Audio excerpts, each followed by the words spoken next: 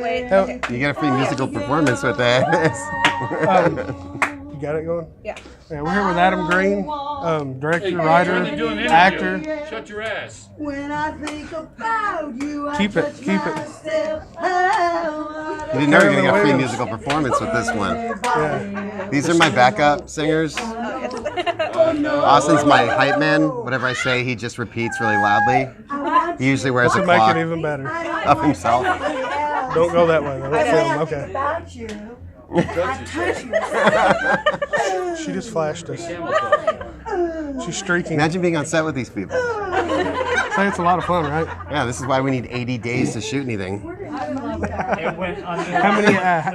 How long would the DVD? Okay, we'll just go into it. How long would the DVD be if you kept everything?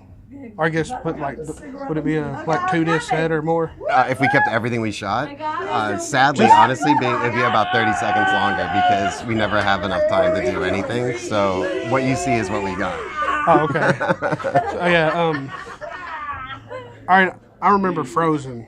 That was, oh man, that was a nail biter right there. I can't remember how long. I guess I watched it whenever it came out. What year was that? 2010. Yeah, man, that was.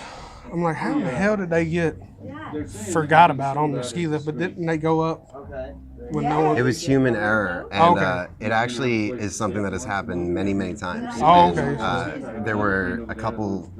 So where I grew up in Massachusetts, there were mountains like Wachusett and even like Ward Hill, where they were only open Friday through Sunday. Yeah. And except for like Christmas break and stuff, but they just didn't have the business.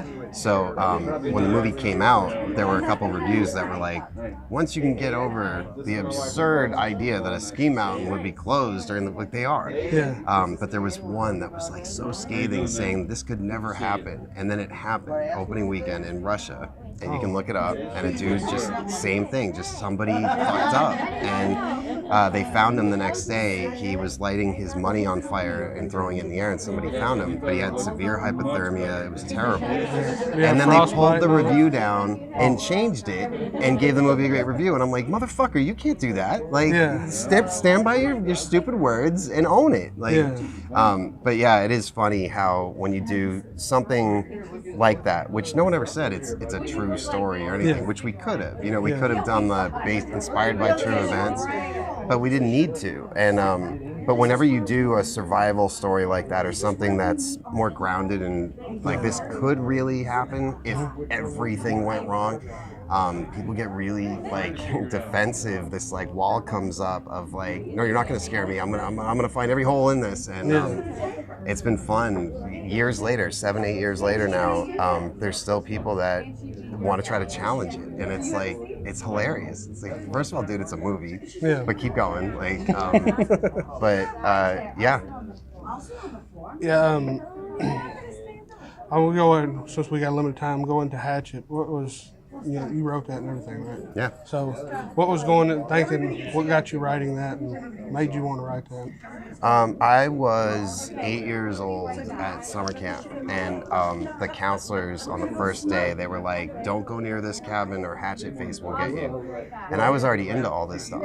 So I was like, who's Hatchet Face? And they didn't have anything. They didn't have a story. They didn't know who Hatchet Face was. I'm like, well, what's he going to do? And they're like, he'll get you. I'm like, the fuck is that? Like, come on. So that night when we were going to sleep, the other kids were like, do you think Hatchet Face will get us? And it was just the cabin where they partied, you know? Yeah. And I'm like, I made up this whole story about a deformed boy, and the house caught fire because kids were throwing firecrackers at it. And when the dad came home, he was chopping down the door and he hit the kid in the face, and now the kid haunts and a lot of the kids in the cabin started crying, and then the counselors called my parents and they were gonna send me home. But my whole life I was like, I'm gonna make the Victor Crowley movie someday. And the name was just something that sounded scary to me. It's not based on anything, which every other director that I looked up to when I was coming up, they were like, you need to come up with a story about where that name came from. Say it's like the guy in your neighborhood that used to like skin cats or something. But honestly, it just sounded good. And so I always had that story in my mind. And then in the mid-2000s, I just was really disenchanted with the genre because it wasn't what I loved about it anymore. If you recall, it was a lot of like really vicious, mean-spirited stuff, like torture porn and a lot of remakes and PG-13 slasher movies. Like, what the fuck is that? So I just made the movie I wanted to see again. And when I wrote it, and the script went around town, I got a lot of work off of it, but nobody wanted to make it because they all kept saying the same thing, like slasher movies are dead, like this feels like an 80s movie. I'm like, I know, right? It's fun. And they're like, the other big complaint was, is it funny or is it scary? Because you have these really graphic, bloody kills, which to me, gore is not scary. I think it's funny. And they just didn't really get it. So I would get notes like, take out the comedy or take out how graphic the kills are. And anyway, one thing led to another. We ended up making it independently ourselves. And I had no idea it was going to go this far. I mean, 10 years later, 4 movies, Halloween masks, comic books. It's amazing, and that the fans are what built it. You know, it's never had marketing, it's never had advertising. It's just always been the fans. So it's great. It's one thing I love about independent horror, because all these Hollywood movies, well, not all of them, but a lot of them are just terrible. And you know, they got millions of dollars backing them. Well, there's a reason for that, and it's not something that people like you or I want to admit, but it's true. Like, they could put out a new Nightmare on Elm Street tomorrow, and the tagline could be the worst movie ever made. You and I would both see it, and we would also buy the DVD and the Blu-ray because we need to have all of them in our collection. And they know that, so they don't care about the fans, and they'll tell you that in meetings. They're like, we don't want to hear what the fans want. We have them. How do we get other people? And then it's like, cast this TV star or this YouTuber, or, you know, it's like, it's math and trying to, you know, it's a business. So they don't really care about us so much. And they're right though, because it's true. They could, like, a new Halloween could come out tomorrow and they could say, like, this is terrible. I would see it in a minute, like, because I love Halloween. So that's why that happens. Yeah.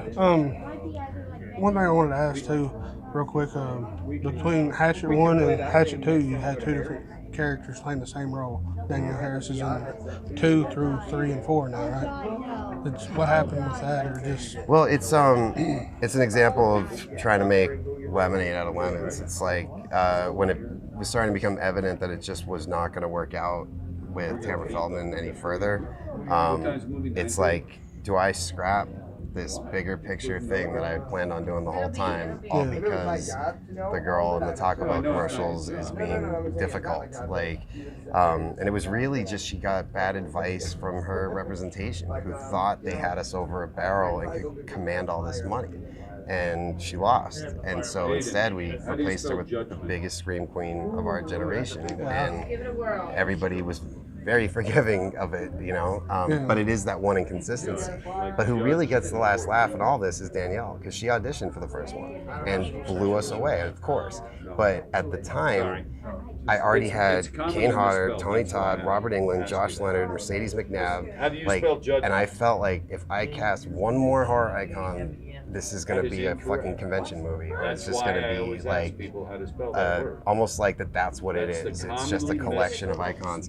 So I didn't go with Danielle. I went with the unknown, who did fantastic. And the good news is, in recent years, you know, Tamara and I are friends, and she's, you know, she regrets it. You know, she made a mistake, and it's sad. But I love that when we premiered the new one, you know, we hit it as a 10th anniversary screening, and then we secretly, you know, unveiled the new movie.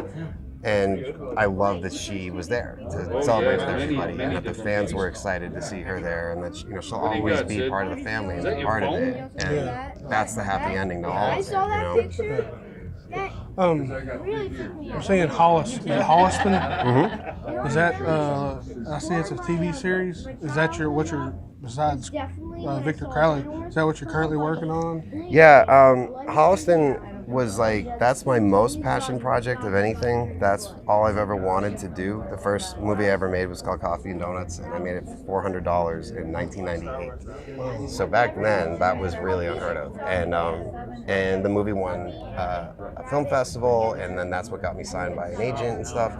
And it was developed as a sitcom for UPN, and Tom Shadyac was producing it, who did Bruce Almighty and Ace Ventura. Like it was like dream come true. Like I can't believe this is happening.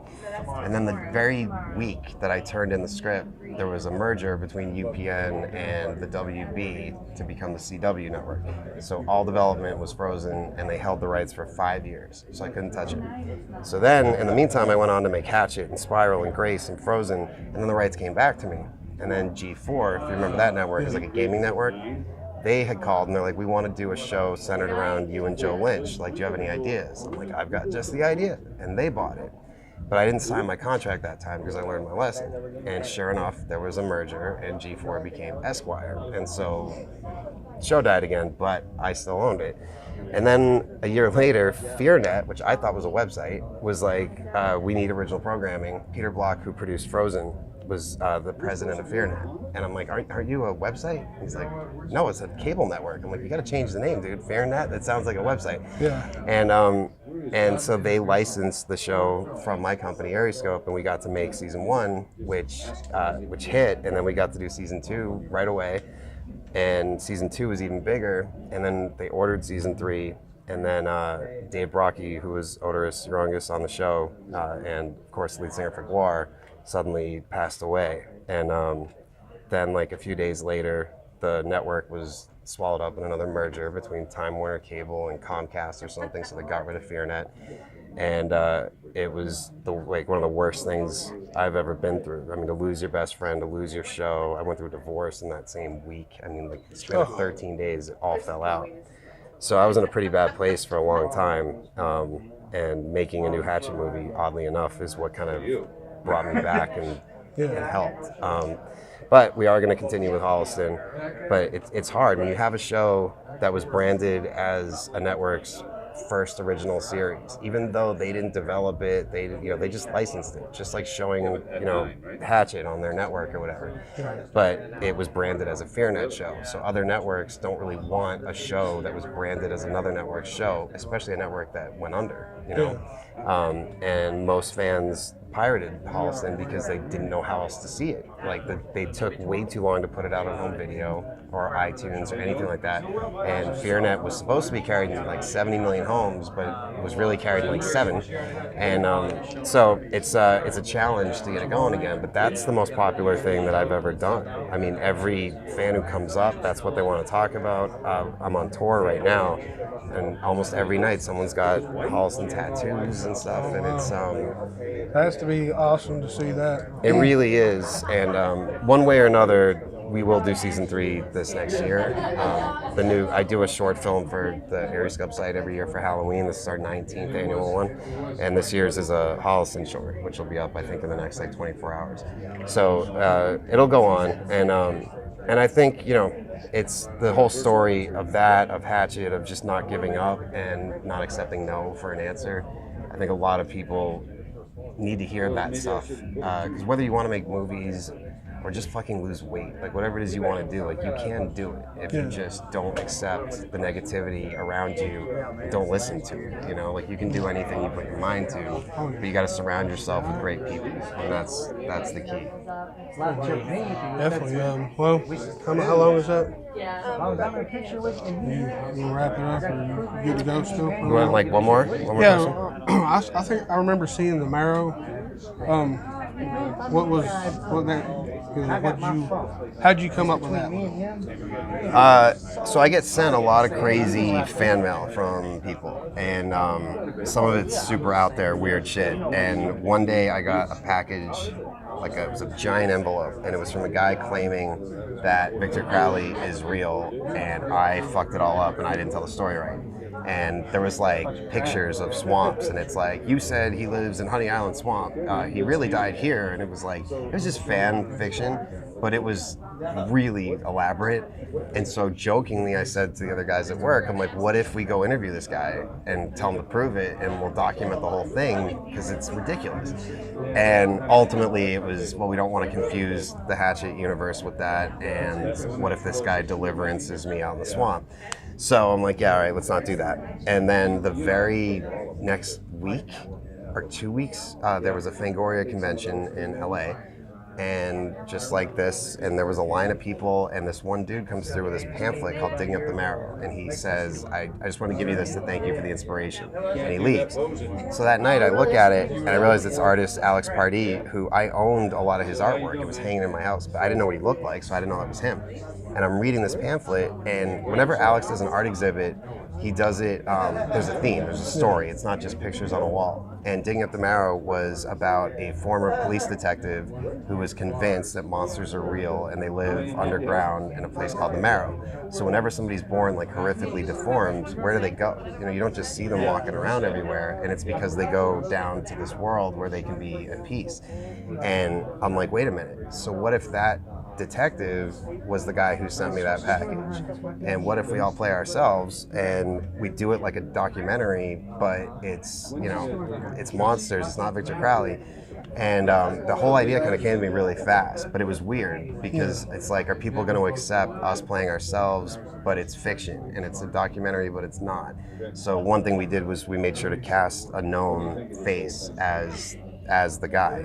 So we got Ray Wise from fucking everything, Twin Peaks and God knows what else. And that way people knew we weren't trying to hoax them, that it's a movie, it's just being told in a way that's a little more realistic than usual. And we didn't tell anybody what we were really making because we knew it would sound too weird when people heard that we were playing ourselves, that they would be like, the fuck is this? So we just said we're making an art documentary. And then when it was done, we surprise screened it at Button-on-the-Thon in Austin, and it just went from there. And it's one of my favorite things we've done because it's so unique. Yeah. And hopefully we'll get to make more. Oh yeah, I would love to see a sequel to it, or prequel, however you want to do it. But I appreciate you doing this interview with us, and you got social media you want to put out there? Sure, yeah. My Twitter is at Adam_FN_Green. My podcast is called The Movie Crypt. It's on iTunes and everywhere that you listen to podcasts. And that's about it. All right, well, appreciate it, and thank you for doing this.